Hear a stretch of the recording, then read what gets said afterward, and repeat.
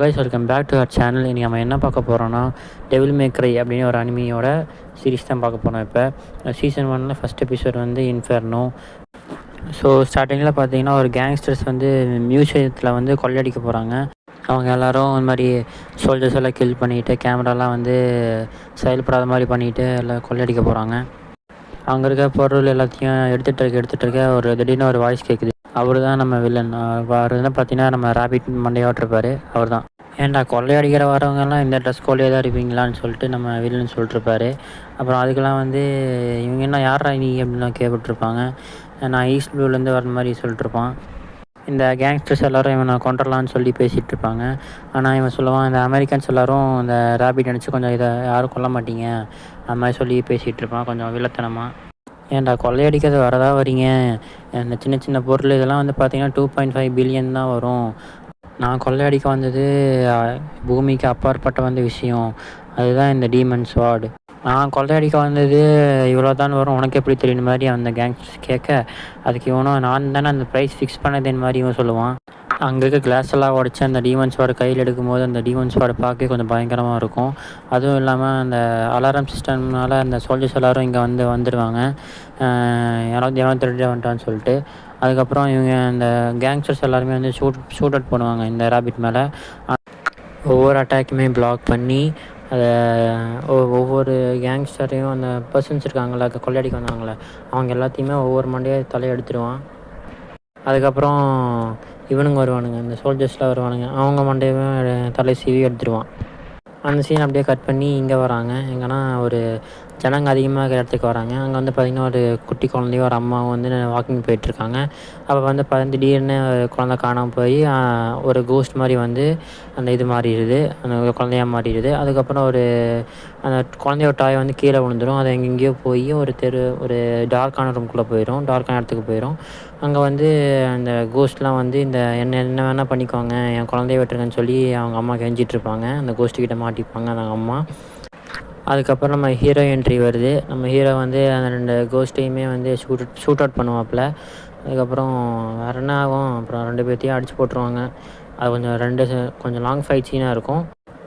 நீங்கள் ஒரு 90 செகண்ட்ஸ் கூட தாங்க மாட்டீங்களான்னு சொல்லி நம்ம ஹீரோ வந்து கவலைப்பட்டிருப்பான். பேசிக்காக பார்த்தீங்கன்னா நம்ம ஹீரோ வந்து அவன் வேலை இல்லாதவன், அவன் கோஸ்ட்டு கொல்றது தான் வேலையே. கோஸ்ட்டு கொண்டா கொஞ்சம் காசு கிடைக்குன்னு சொல்லிட்டு சுற்றிட்டுருப்பான். அந்த ஃபைட் சீன்லாம் முடிஞ்சதுக்கப்புறம் அந்த அம்மாவையும் அந்த குழந்தையும் காப்பாற்றுறான். அதுக்கப்புறம் அந்த குழந்தைகிட்ட போய் கொஞ்சம் விளையாண்டுருக்கான் அந்த மாதிரி இந்த மாதிரின்னு சொல்லிட்டு. அதுக்கப்புறம் திடீர்னு அந்த குழந்தை வந்து ஒரு மான்ஸ்டரை ஒரு மாதிரி செயினை பிடிச்சி இழுக்க ஆரம்பிச்சிடும். நம்ம ஹீரோவும் ஒரு ஷாக்கில் வந்து கன்னை பாயிண்ட் அவுட் பண்ணிடுவான். அது ஏன் குழந்தை விட்டு போயிருன்னு சொல்லிட்டு அங்கே அம்மா அடித்து அது அந்த இடத்த விட்டு ஓடி போயிடுவாங்க. பின்தொடர்ந்து இவனும் போவான், அந்த கூட்டத்தில் எங்கேயே மிஸ் ஆயிடுவாங்க. ஸோ பேசிக்காக நம்ம ஹீரோ பற்றி சொல்லணுன்னா, அவன் பேர் டேன்டே. அவன் வந்து பார்த்திங்கன்னா வேலை இல்லாத பட்டதாரி. அதுவும் இல்லாமல் மான்ஸ்டர்ஸை கொல்றதான் இவன் ஒரே குறிக்கோள். அதுக்கப்புறம் அடுத்த நாள் இந்த நிலவரத்தை பற்றி பேசுகிறாங்க. எந்த நிலவரம்னா இந்த மியூசியத்தில் நடந்துச்சுல அந்த நிலவரத்தை பற்றி பேசுகிறாங்க. என்னென்னா இந்த மாதிரி மர்மமான நபர் வந்து எல்லாத்தையும் கொண்டுட்டு எடுத்துகிட்டு போயிட்டாப்புல அப்படின்னு சொல்லி பேசிகிட்டு இருக்காங்க. அதுக்கப்புறம் அந்த சீன் அப்படி கட் பண்ணி அந்த கவர்மெண்ட்டுக்கு வராங்க. அந்த கவர்மெண்ட் வந்து இந்த மாதிரி பேசிகிட்டு இருக்காங்க. எந்த மாதிரினா, டீமன்ஸ்லாம் உண்மையாலுமே இருக்கா, டீமன்ஸ்லாம் வந்து எப்படி டெஸ்ட் பண்ணிங்க, டீமன்ஸ் தான் இருக்குது அப்படின்னு.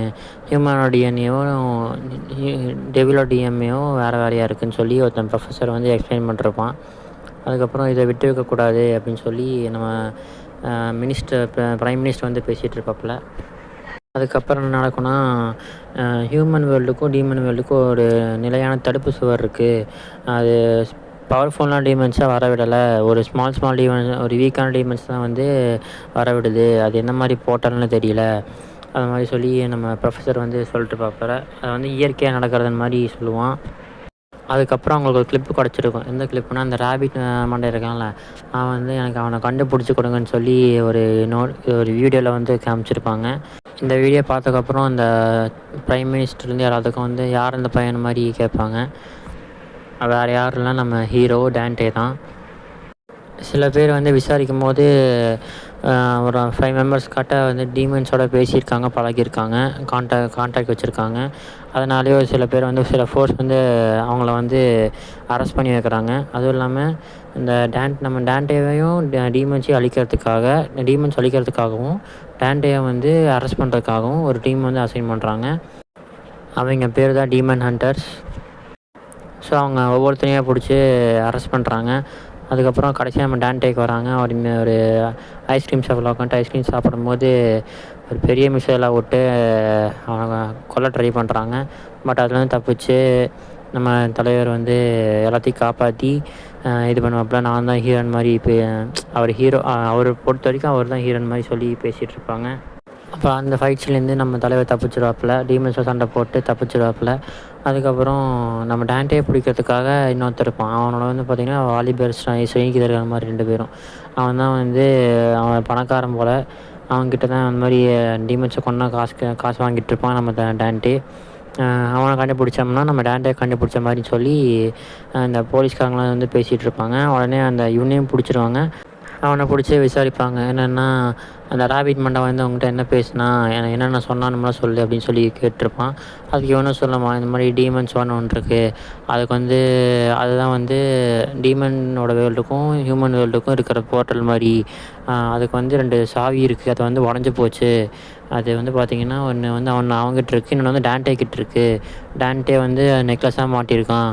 அது 2ம் கனெக்ட் பண்ணால் தான் வந்து டீமன் வேர்ல்டே ஓப்பன் ஆகும். அதுவும் இல்லாமல் அது 2மே ஒட்டுக்காக இருந்தால் கூட பேசணும்ல. அதுக்கு வந்து அவங்க பிரதர்ஸோட ப்ளட்டு வேணும், டான்டேயோட ப்ளட்டும் அவனோட தம்பியோட ப்ளட்டும் வேணும். அப்போ தான் ஒர்க் ஆகுன்னு மாதிரி சொல்லிட்டுருப்பான்.